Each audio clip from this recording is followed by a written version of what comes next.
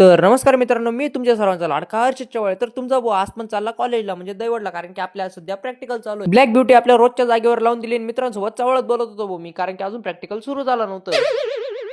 तर 1:30 वाजता आपलं प्रॅक्टिकल सुटून गेलं. तर जयशंकर मित्रांनो, तुमच्या भावाने गॉगल लावून घेतला आणि निघाला घराकडे. पण आपल्याला आज काही एवढी घाई नव्हती, कारण की आज आपला शनिवारचा बाजार होता, म्हणून आपल्याला घरी जाऊन डायरेक्ट बाजाराला जायचं होतं. घरी आल्यावर कपडे वगैरे बदलून घेतले आणि मी आणि काका निघालो बाजाराला आपल्या ब्लॅक ब्युटीवर. बाजारात एंट्री केल्यानंतर आपला मित्र साई जाधव भेटला. भाऊ तर आज डायरेक्ट वटाणे गाजर सर्व विकत होता आणि एकदम भारी डिस्काउंट देत होता लोकांना, ते तुम्ही बघू शकता. आणि जर कुणाला काही लागत असेल तर साई जाधवला संपर्क करावा. त्यानंतर आपल्याला दुसरा भाजीपाला करायचा होता. आज बाजारामध्ये तर एकदम जास्त गर्दी होती भाऊ. काका म्हणाले, तू तर जिमला जातो ना, मग उचल पिशवी. मग उचलून घेतली हो पिशवी, कारण की जिमची पॉवर दाखवावी लागेल. माशी विकत घेणाऱ्यांनी आज गल्ली पूर्ण करून टाकली होती जाम. तुमचा भाऊ घ्यायला आलता डायरेक्ट वाम.